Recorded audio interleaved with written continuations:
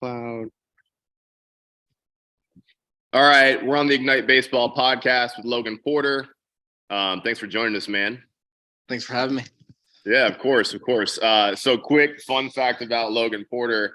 Number one, he's in the Royals organization, AAA this year, going to big league camp. Big step for him. You're pretty excited, right? This is a big step. Yeah. Yeah. Let's go. Very, very excited for you, man. So I have known Logan for about as long as I can remember. You're what, like 5 or 6 years younger than me, something like that, maybe 5. What's your graduating year of high school? 13. Okay, so 5. Okay, so 5 years younger than me. He lived right down the street from me when I was a kid, and I actually knocked out his front tooth when we were playing basketball in his backyard when we were both young. So Logan then moved out to Arizona. So what year was that? Or like, how old were you when that happened? I want to say it was like 5th grade. Mm-hmm. I should know this. I think it was 5th grade, 4th or 5th grade. It was around that time. I honestly can't remember. I just know that we were moving to Arizona and we were getting away from the cold. Yeah. No, I hear you. So you played like a little bit of youth baseball, kind of like in the area where I played most of my baseball. And then you played, a lot more baseball out in Arizona. Can you just kind of like, just for the listeners, kind of like compare and contrast like regionally what the difference is? Because I would say Vermont is probably, I don't want to say like the least serious baseball state, but it's one of them. I would say it's probably sheltered. Yeah. I would say it's probably. Go ahead. It's more. I mean, in Vermont, you only have so many months to play. Yep. Where Arizona, it's all year round. There's tournaments from January to December, literally every single weekend. It's never ending. In Vermont, it was more of like in the fall you play, football, and then winter you play basketball, and then when spring rolls around you play baseball. That's just kind of how it was. And to be honest, I probably played more football and basketball growing up in Vermont than I did baseball because it was just too damn cold. So the transition, when we moved to Arizona, I played football 1 or 2 years, but it was more of like, hey, you can play baseball all year round. And I was like, wow, this is amazing. And that's where the talent comes from.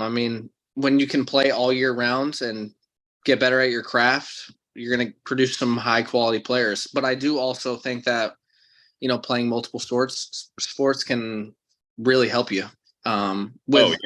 With a lot of like professional athletes coming out of the Northeast, like, those guys were playing multiple sports, where I think some of the Arizona kids, they make you pick a sport at such a young age, which is kind of detrimental.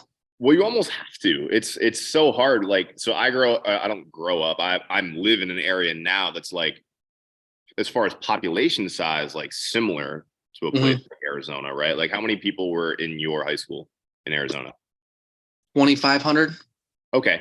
So, to give you some contrast, like Pulteney, right?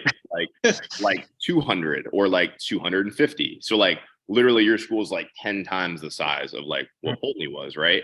Mm-hmm. So when you are at a school that's really small, the bar to play multiple sports is incredibly low. Like, if you have a pulse and you can walk, like, you can probably make one of those teams, right? Like, and I'm not saying that to like dunk on anyone in Vermont, but it's important. Like, if you're someone like, that goes to one of those small schools in Vermont or any other place in the country, and you're listening to this and you feel like you're a really, really good player, that's great. I'm glad that you feel that way, but it's also really important to go and try to play against other really good players to see how good you truly are, because it's possible that you're just dominating because the other people around you are just not super good. And like in this area, to kind of go back on the point that I was making, is that in this area or in Arizona, it's like, if you try and play 3 sports, your amount of time that you can dedicate to one sport will be so split up that you end up not being good at any sports. So this guy that works with us, his name's Connor, really smart guy. He's from Seattle. His high school is like 4,000 kids. He went to the same high school as like Zach Levine. Okay. And so he was saying, he's like, in my graduating class, we had one 3-sport athlete. He was like, I think he said in the entire school, and he can correct me later, but whatever, it's still the same point. We had one 3-sport athlete, and that 3-sport athlete played college in none of those things because he wasn't good enough at any of them to be able to do that. Connor, 3-sport athlete in your high school, the one you were telling us about the other day, we were talking about how big schools versus. One girl, Okay. For years. There's only 2 3-sport athletes at my high school. Jeez. That high school was only 10 through 12, Mm-hmm. and we had like 3,500 kids. So the freshman was still that we had junior high school, it was a little weird. Okay. It makes sense to switch that and open it in high school. We had 2 3-sport athletes. Neither of them played college sports. One of them was a girl who played like softball, soccer, and basketball, and one of them was a guy who played the big 3. He played baseball, football, basketball. Yeah. I don't even he played like 1 year of varsity basketball technically, but he was a really good football player. But he's undersized, so he never got shot. He wasn't very good. Dang. Anyways, so long story short, just a quick like little highlight to just talk about how like sometimes it feels like people are making you choose, but other times it's like if you're not like plus 1% athlete, then like you probably can't play 3 sports and actually compete at the highest level. So like when you were growing up, so you played baseball, you played football for a little bit. Did you like do any other like rec stuff, or like what other sports were you playing like on the side? So I played in high school. I didn't play. So actually growing up, so when we moved to Arizona, I played football, basketball, and baseball. And then when it was too hot to play football, so I stopped playing football. And then when I got to high school, I played basketball my freshman year. And then that's where it was kind of like, I was a good player, but it was like, am I going to go to college? I'm below average height, average shooter at best. So it was like, all right, let's transition to just strictly baseball. And it was probably the best thing that happened, because it was, I mean, at that point, there were so many good players in Arizona where it was, I was taking those months off of training for basketball when they're training for baseball. And it's like, I'm trying to play catch up with them, after being out for so long. It was too difficult. Yeah, it's a lot. I do say that being athletic and doing those athletic movements at that young age really helped me. I really do. Yeah. I mean, it's kind of like a tweener. Yeah. And I went to that super small school where you would have probably gone if you had kept living there. And for me, like I played 3 sports the whole time. Like I feel like there's not a movement like in the world that if you put in front of me that I couldn't do, would probably is a credit to playing those 3 sports. But I never really got super like forceful at making any of them. Right. I could hit like a line drive over the shortstop's head every time at like 83 miles an hour when I was in college. But like, is that really going to get me anywhere? You know what I mean? Like, yeah, answer no. So yeah, that's kind of how things shook out for me. But so let's talk a little bit more about like your kind of journey to where you're at now. And I think like the most interesting thing about your story, and I'll kind of like let you tell it, is kind of like honestly like the perseverance, because I feel like, and you can correct me if I'm wrong on this, but like you had some like in college and towards the end of college and stuff like that, you had some like real setbacks that kind of like were barriers for you that you kind of had to clear. So like, can you just talk about what some of those were and kind of how you overcame some of that? Yeah. So transferring was a big. So where did you start? Because like the people listening are not going to know who you are. So I started at a D2 in Oklahoma called Northwestern Oklahoma State. I was there for 3 years, and my junior year, a week before the season, I tore my ACL. So I had surgery my junior year, and then I decided to take a leap, and I transferred to Dixie State, which is in southern Utah, St. George. And it was kind of it was kind of overwhelming at first because that whole fall that I was at Dixie. Now, granted, when I went to Dixie, I didn't know anybody. I didn't know anything about the city. I just knew that their baseball program was really good. So I was going into it blind. I knew that their baseball program was really good. I knew I wasn't going to be able to play in the fall. I knew I didn't have a scholarship. But I was like, you know what? Let's take a chance. And I thought everybody, in Oklahoma was like, everybody I played was like, if you really want to make it to the next level, you need to take this step. You need to take the step. And I'm like, well, why are you guys telling me this? Why aren't you guys doing it? But I was like, you know what? I just like started to believe it. So I said, screw it. Transferred to Dixie as a walk-on. Didn't play in the fall. And I was kind of like, what's going to happen? I was kind of, I wouldn't say overwhelmed. I was just kind of like, did I make the right call? Yeah, call or solution, or did I take the right step? And at the time, the two first basemen that were playing there, well, we had two catchers that were really good. They flipped back and forth. So I was like, well, there's two there. I'm screwed.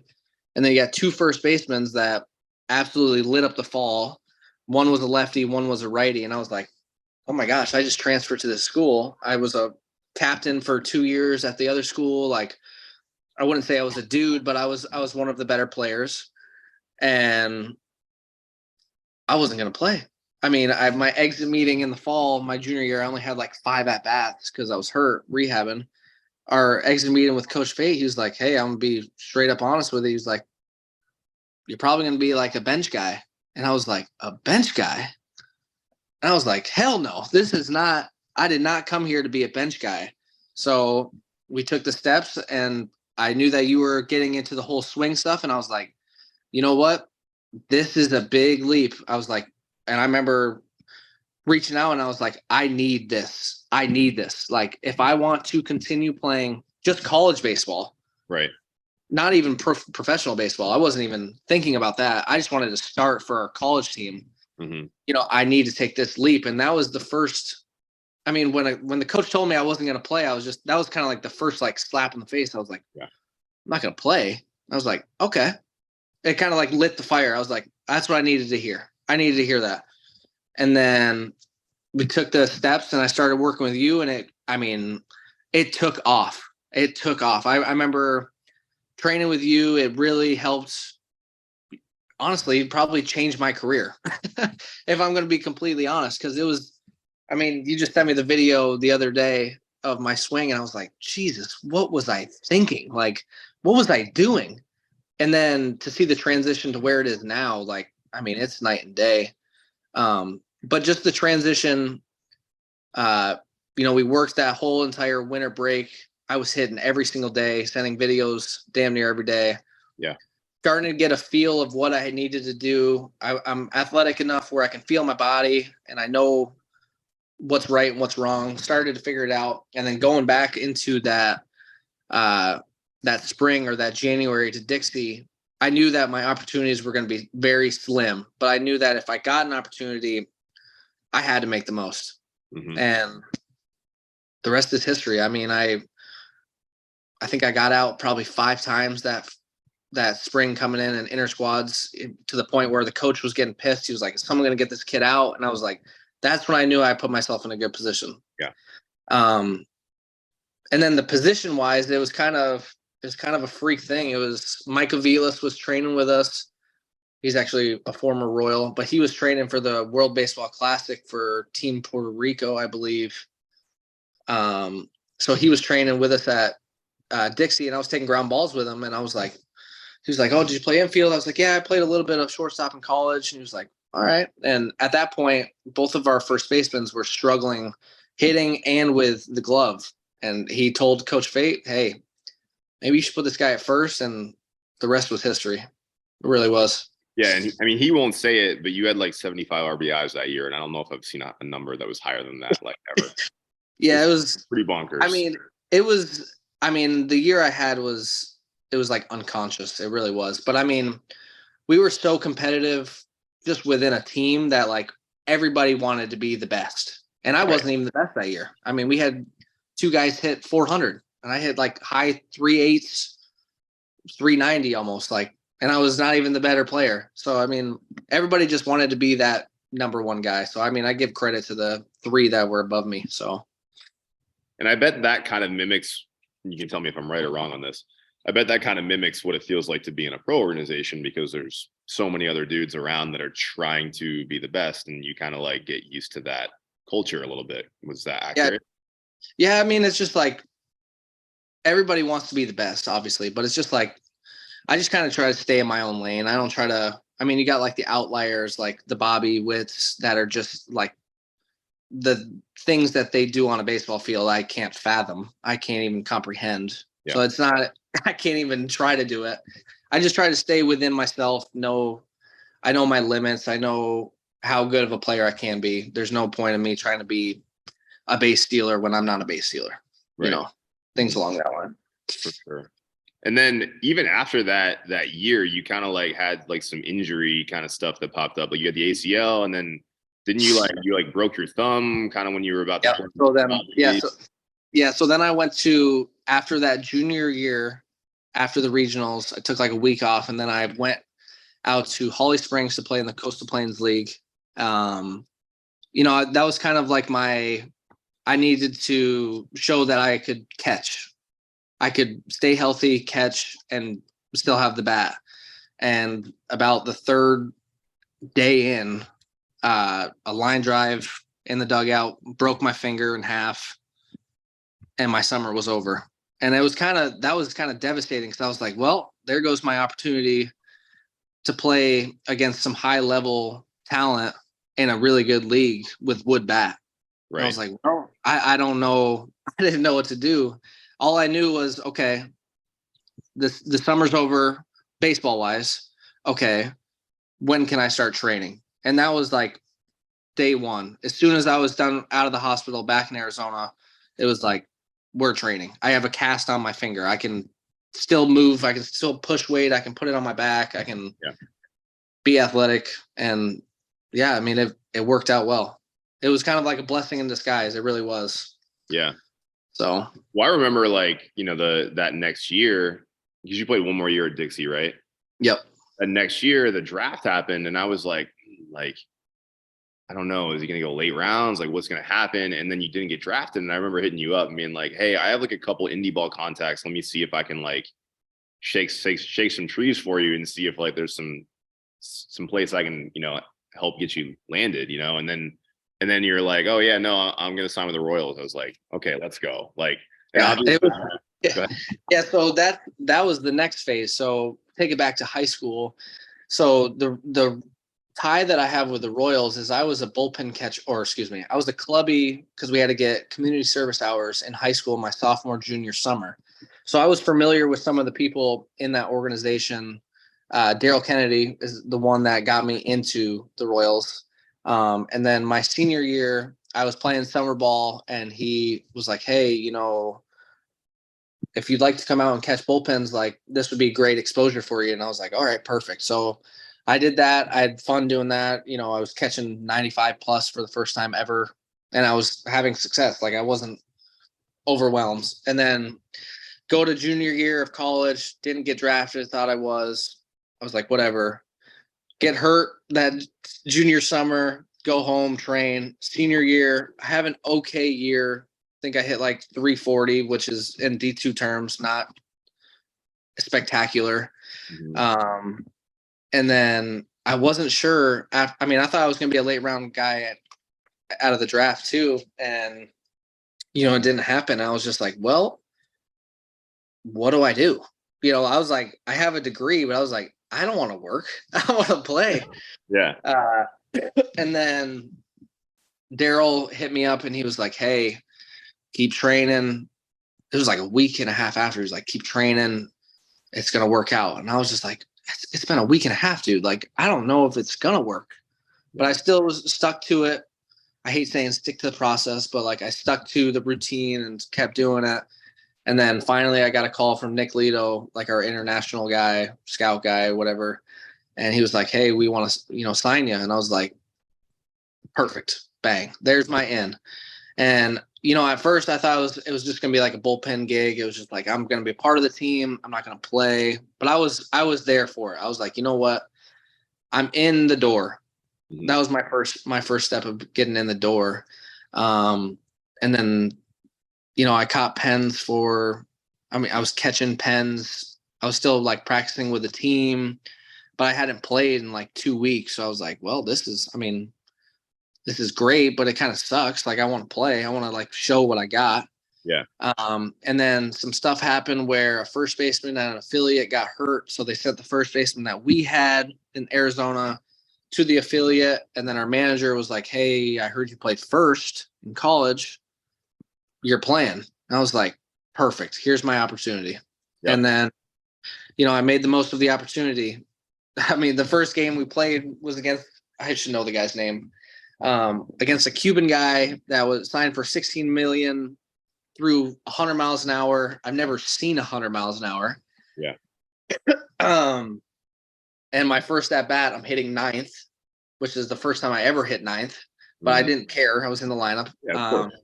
First pitch, I loaded, and by the time I loaded and my foot was on the ground, the ball was already in the glove of the catcher. I was like, holy crap. Yeah. I got to load way earlier. And then the next pitch, I hit a double off the wall, and I was like, all right, I can do this. Like, I knew right then that I could do it. And it's just been, the rest was history that year.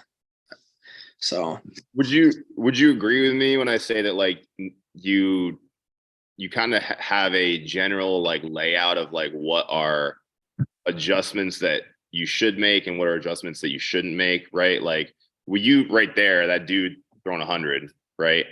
Instead of being like, oh, I have to do something stylistically different because this is coming harder, like instead of doing that, you did something along the lines of like, hey, no, I'm just going to start earlier. And like the reality is that in my opinion and experience is that most of the time when people have that like reaction of like, hey, I'm just going to start way earlier, then they end up having success. Whereas when people try to do all kinds of different stuff that's different than what they usually do, then they get themselves out and then they kind of have more and more problems. Yeah, that's exactly it. Like most guys, higher velocity, they want to swing harder. No, you just need to load earlier and keep your same swing. Like I think I mean, like I said, that was the first time I ever saw 100, and I was just like, okay. I didn't really see the first pitch, but I saw how behind I was, and I was like, okay, instead of loading when I should be, or loading when he separates, I get going just a hair earlier, and then that's the little adjustment that you make. And I mean, that's throughout pro ball in general, especially with guys throwing so hard now. You got to be able to adapt to it. First pitch, or not even first pitch, whenever you're in the hole or on deck, like that is your timing. That is when you make your money. So yeah, it's crazy how many times like we get guys on machine and they'll miss a bunch of balls in a row or something like that because they're either late or they're under. Usually it's they're under because our machine has like 100% spin efficiency, so the guy's just like under, it just stays up. And I'll ask them, I'll be like, hey, like, what do you think is the most predictive thing, like, in someone being a successful hitter? Like, if I were to say, like, movement or their vision or their ability to adapt from pitch to pitch, people will always say movement or vision. And I'm just like, no, it's like your ability to adapt pitch to pitch. It's like when you see something like the next pitch, you need to make a real adjustment. It's like, so you swinging under the ball like a bunch of times in a row, like without making the exact same mistake over and over again, it's like that's what's unacceptable, and that's what's going to kind of like get you like on the bench. But if you were to swing under one ball and be like, oh, I'm under, now I'm going to try to miss over, if you climb the ladder even a little bit, like that's cool, that's acceptable to me. But like if you don't climb the ladder at all and just do the same thing over and over again, like what are we doing? I don't understand. Yeah, you're getting worse at that point. Yeah. And that was the big, this off season, that was the big focus too. The kid I train with, we have like these little like softer foam heavier balls. Like it's not as Are they the heavy as driveline ones? what's that? Driveline ones, the I, I forget what they're I called. don't, it's not a drive. I don't know if it's an actual driveline ball, but it's like a dimpled ball. Yep. They can spin the piss out of it and then. I don't care if you swear, it's fine. Okay. Yeah, they spin the shit out of it. And then, we were, I'm going to go hit today, but the last time I hit, we were probably 30 feet and it was coming in at like 82. So it was like equivalent to like 105. Yeah, it was like. Sounds like it's even more than that. That's bonkers. Yeah, but it was just like, okay, get on time. Like get on time, get right on path and make contact. Now, granted, that is really hard. Like, yeah. But that was the focus I wanted to do. I saw a lot of these, going back to this past year, like some of these forward thinking organizations like the Twins and the Mariners. I'd go and like, before our slot of hitting, I'd see what they're doing. And I'm like, why are they doing that? Well, that's why they're training their eyes to see it. And like, if you can train your eyes and you can train everything, it just makes it so much easier. And now when I hit BP, I'm like, it's just so slow, but like, I'm slowing down the game, which is what you want. That's the most successful players in the game. Slow the game down. When you have 40,000 fans screaming at you, the guy's throwing 100 on the mound. How can you slow it all down? Make it simple. So I did a video about this the other day, but like a little hack it could help you. It could help literally anyone to like work on variable pitch speeds. Is like, when you're going somewhere, don't drive. Like, have your wife drive and like watch the cars in the other lane. Yeah, and just tracking it. I watched that video. Yeah, and think about it this way, right? It's like, and I'm sure you've seen this at some point, right? Like a lot of times you'll have someone who either has done like a ton of front toss in their life or like a ton of machine, right? And the dude who does a ton of machine can't hit front toss, and the dude who does a ton of front toss can't hit machine or can't hit in games, whatever, right? And what does that like say? That says that like your eyes are used to tracking at like this pitch velocity, right? Mm-hmm. And if you're seeing someone who's throwing, 100 and then has a curveball at 80 miles an hour, right? If you're only locked in on the 100, then like your ability to actually hit that 80 mile an hour curveball is going to be pretty compromised, right? Mm-hmm. So if you just watch the cars going by, if you're going 50, the car's going 50, that's 100, right? Now you're not tracking something super small, but if you pick out a small spot on the car, then that'll work pretty well. Mm-hmm. But if then you're going 40 and another car is going 40, then now you're at your 80. So it kind of helps you get like a more of like a range, so you can kind of calibrate your eyes to different pitch speeds, if that makes sense. Yes. No, I would agree with that. That's so the other thing that I've incorporated too is, so we'll have the velocity. Well, we won't be like at home plate. We'll go in front of it, probably 10 feet or so. And I'll slowly, I'll bounce around. Like I'll be at the 30-foot plate. Then I'll go down to 33 to 40 and just like trying to train my eyes to, if one of them's going to be faster and the other one's going to have a little bit slower, it's like you're on time for the heater. You see a breaking ball, you hit it. It's kind of like, I don't know. It's a tough challenge, and I'm super critical on how I do it. And I understand that like it's hard. I'm trying to barrel 3 out of 10. Like I said, I'm trying to not so barrel, just be on time, have the plane proper. It's smaller things. Say that one more time, what we just said, because I think that's the thing that a lot of kids and parents miss, is that when you're doing difficult stuff, right? It's going to be difficult to have success. Yeah. Like the machine's throwing 75 to 80 from 30 feet. That's, how practical is it to hit it 10 times consistent? 0. Yep. Mike Trout could go in there and he's not going to hit 10 of 10. Yep. He might hit 4 or 5, yep, which would be still kind of surreal, but like you got to be okay with the failure, because there's so much failure in this game. It's just like, it's almost overwhelming at a point, but it's just like, you know what? Just, okay, you get out. So what? Okay, yep. Get out again. All right, so what? Yep. You're going to go days where you go 0 for 5, and then you're going to go 5 for 5. It's like baseball is the hardest thing. I couldn't hit it off a tee, or the guys throwing watermelons. It's just like, that's the one thing I learned from high. Was my first like real taste of professional baseball, like full season, where I mean, my highs were super high and my lows were, I couldn't hit it if it was on the tee. It was just like, I really like dissected that the next off season going into what would have been this past year. And it was just like, just ride it. Just stay constant. Don't get too high or get too low. Just stay constant.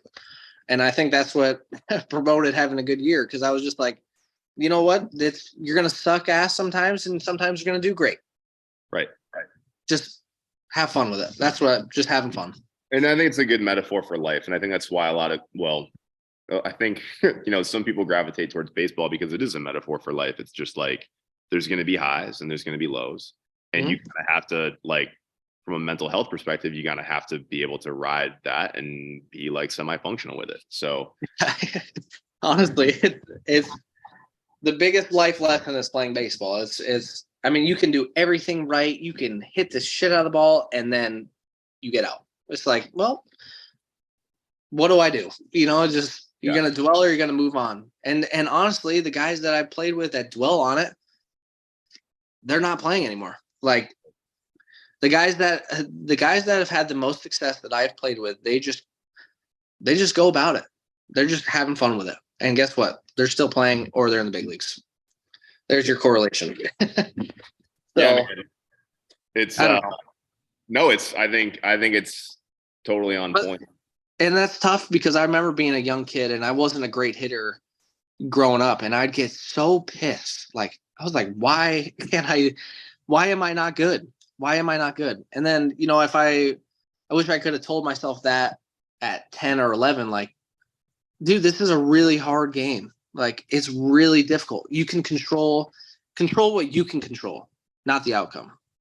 Well, I'm not sure if you would have even been ready to learn that at that point. It's like, that's the hardest thing, is that, like, sometimes you need that depth of experience to be able to actually, like, bring that to the table, like, and that's why it's like, if I had let's say I was working with you as an 11-year-old, right? I'm not going to just put you on machine and crank it up as high as it would go. You miss a bunch of balls in a row, and then, like, you're, like, ready to quit baseball. It's like, as a coach, I need to, like, slow play that a little bit, so that way you understand what's going on, but it's not like I'm hitting you in the face with a sledgehammer to teach you. You know what I mean? It's more along the lines of, like, learning a little bit at a time.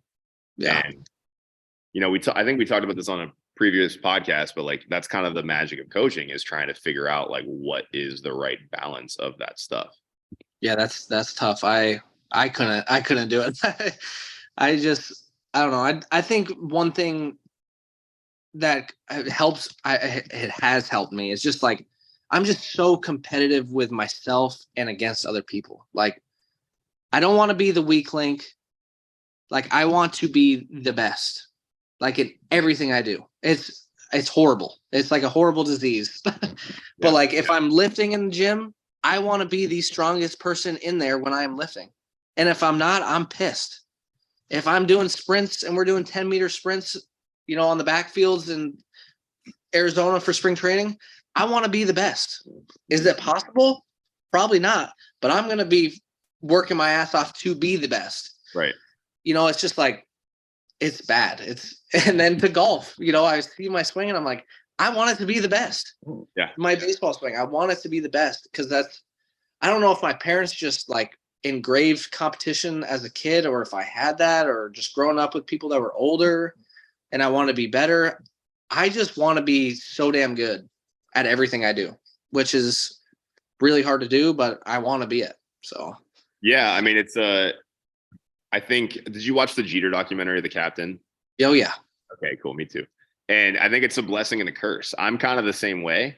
And now it's like, I wasn't in that place, like, athletically or whatever, but, like, I'm kind of a psychopath when it comes to this stuff, which is why earlier I was talking about how, like, I might just, like, play less golf and start playing tennis or whatever, because I just, like, I mentally can't take it. Like, the fact that I was once good and now, like, I just can't do it because I don't have the time that I need to do it. But, like, it's great, but it's also, like, it's challenging. And I think, like, having the patience to do it is probably the greatest skill. And it sounds like that's something that you've kind of acquired over the years, that like you understand that like whatever happens in one day does not determine an overall outcome. Well, it's I don't know. It's just like I listen to a lot of like Audible books too. Ooh, me too. You know, and the going back to like Netflix documentaries too, the MJ one. And like I hear the MJ one, and then I listen to like the David Goggins book, and I just like mesh them together, and I'm like, that's what I think. I'm like, that is how I think too. Like, it makes me feel better that other people think like that, because I'm like, man, sometimes my wife is like, you're being crazy. I'm like, that's just how my brain's wired. I can't help it. You just want to be the best, and to be the best, you got to do everything. I don't know. Do you have other like Audible recommendations that you think would be a good thing for people to read, or for me to read? I have it on my phone. My phone's right here though. I go through a ton of them. I really do. I have like, my wife got me onto the Audible. I'm a huge David Goggins fan, so I've listened to the Never Finished, or the first one, that Can't Hurt Me, like literally 7 times. Okay. And then the newest one, Never Finish, I believe is what it's called. I'm gonna have to check it out. I've a bunch of people have recommended him to me, and I just haven't really like pulled the trigger on it yet. But it's really good. And then I listen to like other podcasts. I have like his name is Corey Gregory. He's like a bodybuilder, power lifter. He was the co-founder of Muscle Farm. I've been a big fan of him since college. One of my buddies showed me him, and I listened to all his stuff, and it's like, it's really good. It gets you going. It gets me excited to wake up every day and just get moving. Yeah, I like it. Cool. Yeah. Well, I guess we can probably jump into the speed round. So, all right. So we're just going to kind of jump into it. So if you had to pick between Italian food or Mexican food, what would you pick? Italian. Okay. Favorite video game? Not a video game. Of all time? All time. Oh, Halo 2. That was the greatest. Ooh, okay. Yeah. I was so bad at that game. It was unbelievable. I used to grind.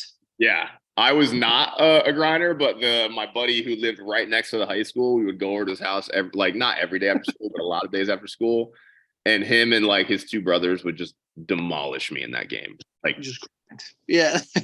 I remember one time, I guess maybe that was Halo 1, but like one time we're like playing, and I'm like jumping up and down like this, just goofing around, and all of a sudden like a rocket just hits me in the head. Like, I'm not even like in the screen, just like boom, done. Okay, cool. That's it.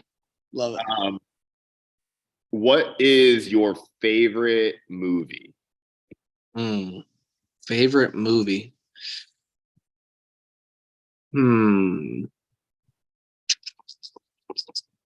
Favorite movie of all time is probably Coach Carter.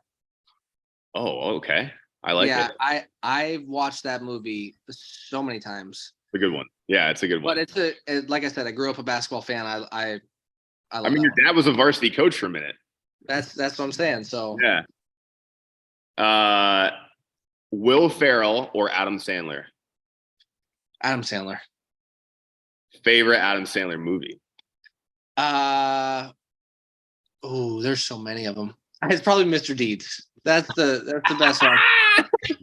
The Blackfoot scene, dude. Yeah, that's just. You're sick. You're sick. I don't know. You're sick. Yeah. He's awesome. One day I hope I can meet that man. Yeah, that's hilarious. Oh shoot, I had a follow-up question on the Adam Sandler thing, but now I lost it. All good. Tacos or pizza? Pizza. My wife and I, we do pizza Fridays. And us too. Okay. Really? Yeah, we do. We do pizza takeout, or do you like make it at the house? We've done a little bit of both. We've probably hit up every single pizza joint in Tampa, so we're starting to like figure out which ones are our favorite. Okay. Crazy. But yeah, pizza Fridays. Okay. Do you have like a stone in your oven? We don't. We We need to. That's gonna be when we buy a house next year. That's Okay. gonna be priority. Yeah, I have like a pizza steel in my oven. I got it for like $50. Nice. I saw on one of the the Barstool pizza reviews.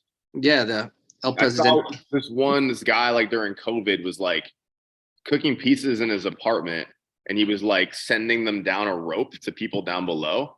No way. And so, Barstool guy goes up and like talks with him, whatever, is like, how did you do this? This pizza is like really good. And he's like, yeah, it's just a pizza steel that I got for like $50 on Amazon. And it gets like, it's like super hot. You just put your oven on like 450, boom, pizza's phenomenal. Damn. Yeah, we went to some friends we met at the gym, their house on Friday, and they had some fresh dough that they got from like a bakery around here. And I was like, whoa, this was really good. Sometimes you can go into pizza joints and buy their dough. Yeah, they got a lot of like hole in the wall spots here in Tampa, which has been awesome with like pizza joints. Like we have a sandwich shop that sells probably the best bread I've ever had in my life. Okay. It's just cool. Anyways, pizza by far though. Yeah. Fair enough. I think you already answered this like in the pre-interview, but favorite non-baseball sport? Golf, hands down. All right. And okay.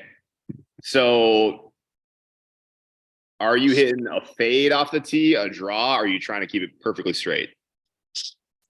I'm a draw guy, but I need to learn how to hit a fade. So that's been my goal lately is fade off the tee, draws everywhere else. That's my goal. Interesting. I feel like in theory, that's like almost like kind of the opposite of what I try to do. Not that like you're better at golf than me, but like generally like doesn't draw like because it rolls more front spin, you get more rolls, and then the fade with backspin. But I feel like I hit the ball far enough off the tee as is that like as long as I'm in play in the fairway, I'll take 285. Yeah. I'm like 330 is great. 330 is cool. But it's like it can get a little dicey. Oh, no question. I'm more like 310 kind of stuff. Yeah. But like when I hit it like the 3 or the 310, that actually kind of becomes more of a problem sometimes because it's like if I'm off by like a degree or two, like I'm OB, like I almost rather just like out there at like 260, 270 and try to attack from 150 instead of 100, Yeah, that's the thing at the course I play at. There's OB left damn near every hole. So it's like, well, you better learn to hit it right. Yeah. So it's been fun. I love golf. I love watching golf. My wife would attest. She says you watch too much golf. So I mean, we all got our things we like. Yeah, it's good for sure. Eric Church or Luke Bryan? Eric Church. Yeah, me too. And we'll do just one or two more. Coach that's had the most influence on your career? I would say I got two coaches. So my high school coach, Coach Enrique, that transitioned me from infielder to catcher, had probably the most influence growing up and into that college area. Just because, I mean, he took a blank slate and he made it into something. And I'm very thankful for him. He's partially half the success that I've had. It goes to him. And then the other coach would be Coach Fate, giving me the opportunity to walk on and give me an opportunity. He didn't have to. He was still kind of confused at why I was transferring in. I was just very grateful that he gave me the opportunity. Like my career turned out the way it did. I want to make it to the big league so my number can get retired there. It's what he told me.